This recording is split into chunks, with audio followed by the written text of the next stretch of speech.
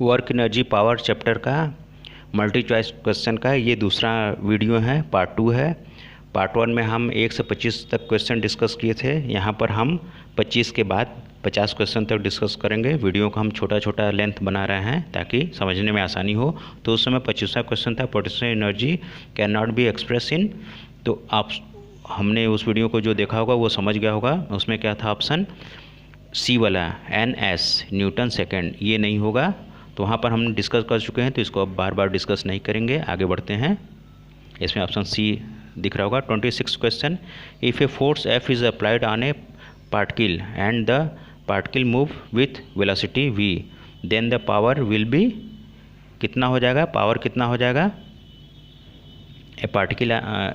A force F is applied on a particle and particle move velocity v, force multiplied by velocity, यही power हो जाएगा।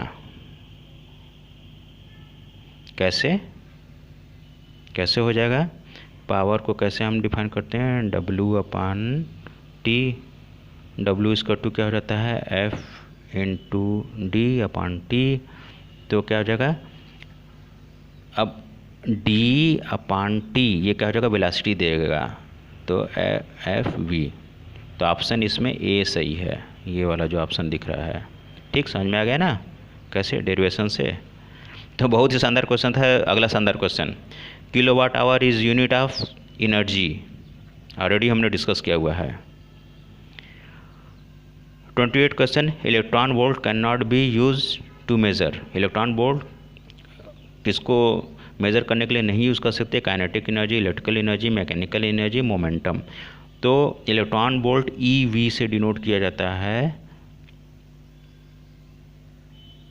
Electron volt होता है। तो ये एनर्जी को मेज़र करता है, मोमेंटम को कभी नहीं कर पाएगा। जबकि ये तीनों क्या है, kinetic energy, electrical energy, mechanical energy, एक एनर्जी है, इसलिए इसको मेज़र करेगा, सिर्फ मोमेंटम को नहीं करेगा। नेक्स्ट शानदार क्वेश्चन, बहुत भी बढ़िया खूबसूरत क्वेश्चन है। Which of the following is a vector physical quantity. तो कौन सा फिजिकल क्वांटिटी वेक्टर होगा, work, kinetic energy, momentum of force, potential energy. तो जितना भी एनर्जी होता है, वर्क होता है, ये सब क्या होता है, स्केलर क्वांटिटी होता है, और जो फोर्स होता है वही सिर्फ वेक्टर क्वांटिटी होगा। तो मोमेंट ऑफ फोर्स यानी F×R या R×F, इसको बोलते हैं टार्क। तो ऑप्शन सी इसमें सही है, बाकी तीनों फोर्स है। 30 क्वेश्चन आपके स्क्रीन पर, बहुत ही खूबसूरत क्वेश्चन फिर से आ गया। If a unit of force and length are increase by 4 times, the unit of energy increase by the force और लेंथ, ये 4 टाइम कर रहा है, तो एनर्जी कितना हो जाएगा, 4 W =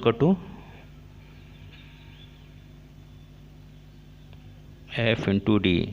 फोर्स भी 4 गुना हो गया, डिस्प्लेसमेंट भी, तो ये क्या हो जाएगा, 16 गुना एनर्जी हो जाएगा।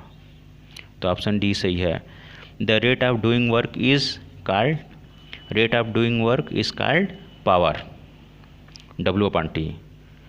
32, the product of force and velocity is called, product of force and velocity अभी हमने ऊपर डिराइव किया था, क्या होता है, पावर होता है।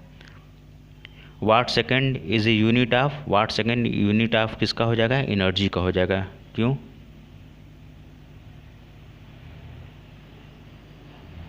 वाट क्या होता है, जूल डिवाइडेड बाय सेकेंड, तो जूल इसको टू क्या हो जाएगा, सेकेंड वाट। तो वाट सेकेंड का हो जाता है एनर्जी जूल का। The work done bye student in a classroom during examination is, कोई लड़का वर्क डन किसी क्लासरूम में कर रहा है एग्जामिनेशन के समय, तो क्या होगा, नो वर्क, क्योंकि ना ही डिस्प्लेसमेंट होगा, ना ही उस पर कोई फोर्स लग रहा है। तो बड़ा बढ़िया क्वेश्चन है। आप सभी लोग एग्ज़ाम में जाते होंगे, तो जब एग्ज़ाम में जाते हैं तो आपका वर्क डन क्या हो जाता है, 0 हो जाता है। जबकि आप तो बोलते रहते हैं कि अरे सर हम तो पेपर सॉल्व कर रहे हैं, बहुत ज़्यादा काम कर रहे हैं, बहुत ज़्यादा काम कर रहे हैं, इस समय डिस्टर्ब मत कीजिए। लेकिन होता क्या है, वर्क डन आपका 0 है। अगर आपको 0 मार्क्स दे दिया जाए वर्क डन के हिसाब से, तो आपका तो ज़िंदगी ख़राब हो जाएगा। चलिए, मजाक की बात है, एक फ़न है, थोड़ा सा मिस्चीवियस होना पड़ता है। Which of the following is associated with energy, कौन सा इसमें एनर्जी से एसोसिएटेड है, तो इसमें ऑप्शन डी सही है। कारण क्या, mlt का डायमेंशनल फॉर्म होता है ml²t-2, तो सीधा ये kg हो जाएगा, ये मीटर हो जाएगा, ये टाइम, तो यही आएगा, उस पर पावर भी लगा लीजिए। 36 electron volt is a unit of energy. 37 no work, अगला शानदार question, no work is done when an object move, कोई कार्य नहीं होगा अगर वहाँ पर या तो एंगल 0 हो जाएगा, एंगल 90 हो जाएगा, या तो फोर्स या डिस्प्लेसमेंट अलग अलग 0 हो जाए। तो इसमें क्वेश्चन क्या पूछ रहा है, तो option D, at 90 degree to the direction of force, अगर एंगल 90 डिग्री हो जाता है तो cos थीटा की वैल्यू 0 हो जाएगी और वर्क डन 0 हो जाएगा। 38 the SI unit of energy is, क्या होता है, जूल होता है। न्यूटन किसका होता है, फोर्स का होता है। अर्ग क्या होता है, अर्ग CGS यूनिट है एनर्जी का, डाइन CGS यूनिट है फोर्स का। Stopping distance of a moving vehicle is directly proportional to, कोई मूविंग व्हीकल है, कार है, वो मूव कर रहा है तो उसका स्टॉपिंग डिस्टेंस कितना हो जाएगा, square of the initial velocity, initial velocity के स्क्वायर के बराबर होगा। कैसे, उसकी काइनेटिक एनर्जी समथिंग होगी, तो काइनेटिक एनर्जी का फार्मूला क्या होता है, हाफ mv², तो kinetic energy directly proportional to v², इस कारण से। SI unit of configurational energy of a spring is express in, किस में करेंगे, जूल में करेंगे। SI यूनिट कन्फिग्रेशनल एनर्जी यानी पोटेंशियल एनर्जी के बारे में बात कर रहा है।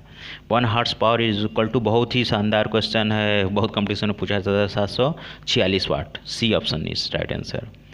42वां question, the ratio of SI unit of CGS to the CGS unit of kinetic energy, तो इसको हम सॉल्व करके बता देते हैं क्या हो जाएगा। SI यूनिट क्या होता है, जूल होता है, और जूल और अर्ग में क्या रिलेशन होता है, CGS में अर्ग बोलते हैं 10⁻⁷ का, तो कौन सा ऑप्शन इसमें सही होगा, ऑप्शन बी दिख रहा होगा आपको।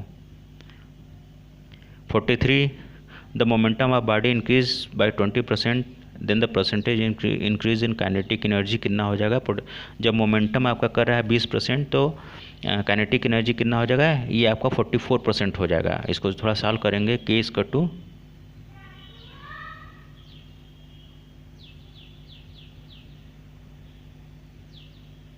2m से, ठीक। 44 question, if the momentum of a body decrease by 20% then percentage decrease in kinetic energy, ये क्या हो जाएगा, 36% हो जाएगा। सेम फार्मूला से सॉल्व करके देखिए इसको, हमको तो पता है, आपको करना है, इसलिए इसको सॉल्व कीजिए। If the force and displacement of a particle is direction of force is double work should be, कितना हो जाएगा, 4 टाइम हो जाएगा, option B, F/d। Formula apply कीजिए। When the force and displacement are perpendicular to each other the work done is, force और displacement आपस में perpendicular है तो एंगल क्या बन रहा है,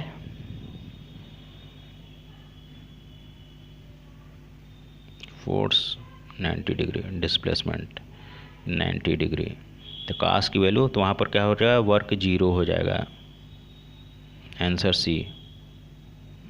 47 ए बॉडी एट रेस्ट में है, बॉडी अगर रेस्ट में है यानी कि उसकी वेलोसिटी 0 है तो उसमें क्या हो सकता है, एनर्जी हो सकता है, किस तरह की एनर्जी होगा, potential energy. 1 electron volt is equal to 1.6 into 10⁻19 joule, option A is right answer. इसमें कुछ भी इफ बट वाली बात नहीं है, ठीक।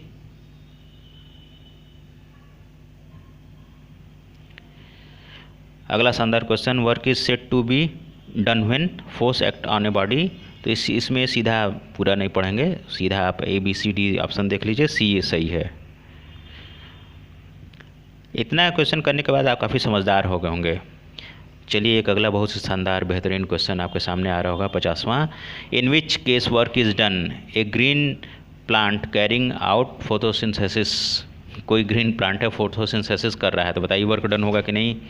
यहाँ फोटोसिंथेसिस करने के बाद जो एनर्जी स्टोर होगी वो पोटेंशियल एनर्जी, केमिकल एनर्जी के फॉर्म में होगा, केमिकल एनर्जी पोटेंशियल एनर्जी होता है।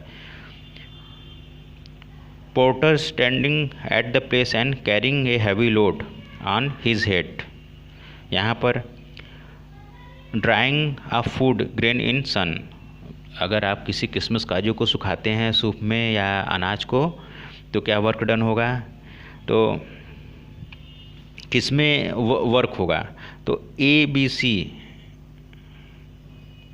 तो ए में वर्क डन 0 हो रहा है, बी में भी वर्क डन 0 हो रहा है, क्योंकि लोड और डिस्प्लेसमेंट के बीच का एंगल 90 है। डी भी क्या हो रहा है, सिर्फ सुखा रहा है, पोटेंशियल एनर्जी स्टोर हो रही है, वर्क डन 0 हो रहा है। ट्राई रोलिंग डाउन ए स्लोप, अगर कोई स्लोप है और यहाँ पर ये फ्लिक काट का कोई काट है, तो ये रोलिंग डाउन स्लोप में कर रहा है, तो इस पर एक इसके वेट के कारण ग्रेविटेशनल फोर्स लगेगा, और ये चूँकि डाउन डायरेक्शन में जा रहा है तो इसी में एक वर्क डन होगा। 51 question, a stone is tied to a string, एक धागे से बांध दिया गया है, reel in a circular path, उसको घुमा रहे हैं, तो वर्क डन क्या होगा, क्योंकि धागे से बांध दिया गया है और उसको सर्कुलर पाथ पर घुमा रहे हैं, पत्थर को धागे से बांध करके। यहाँ पर आप खड़े हैं तो क्या हो रहा है, इसका पोजीशन फिक्स है, डिस्प्लेसमेंट कहीं नहीं हो रहा है, तो डिस्प्लेसमेंट 0 होने के कारण वर्क डन भी 0 होगा, ऑप्शन बी आ जाएगा। सब आप ही कर रहे हैं। Work is done, work is the product of time, क्या हो जाता है, पावर। बार बार बताया जा रहा है, बताने की ज़रूरत नहीं है, काफ़ी स्मार्ट हो गए होंगे इतना क्वेश्चन सॉल्व करते करते। तो negative work done by the conservative internal force on a system equal to change in potential energy. 54, a man carry a suitcase in his hand climb up the stair, हाथ में पकड़े हुए suitcase को stair पर आगे बढ़ा। Work is done in the man is positive, positive होगा, ठीक, क्योंकि वो अपने हाथ में उठाया हुआ है, फोर्स उस पर कहाँ लग रहा है, ऊपर की तरफ लग रहा है। सूटकेस उठाया हुआ है, फोर्स उस पर ऊपर की तरफ लग रहा है और ऊपर की तरफ ये बढ़ रहा है, दोनों के बीच का एंगल 0 है, इस कारण से पॉजिटिव लगेगा। ये चीज़ हम क्लास में भी डिस्कस किए होंगे और ऑनलाइन क्लास में भी जो हम पढ़ा रहे हैं टीचमेंट के थ्रू, उसमें भी कर रहे हैं। टीचमेंट से अगर आप हमसे पढ़ना चाह रहे हैं और किसी दूसरे कॉलेज के हैं तो आप हमको टीचमेंट पर रिक्वेस्ट भेज सकते हैं, और टीचमेंट पर रिक्वेस्ट भेजने के लिए आपको हमको हमारे व्हाट्सएप नंबर पर रिक्वेस्ट करना होगा। हमारा व्हाट्सएप नंबर है 9918813949, नोट ही कर देते हैं 9918813949। हमारे ये व्हाट्सएप है, व्हाट्सएप पर हमको कर दीजिए, और व्हाट्सएप करने के बाद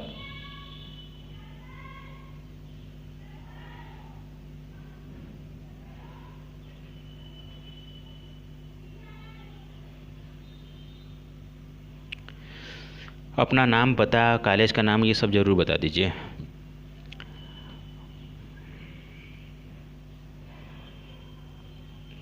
चलिए यहाँ वीडियो को हम ओवर करते हैं, नेक्स्ट पार्ट में और भी चीज़ें डिस्कस कर लेंगे।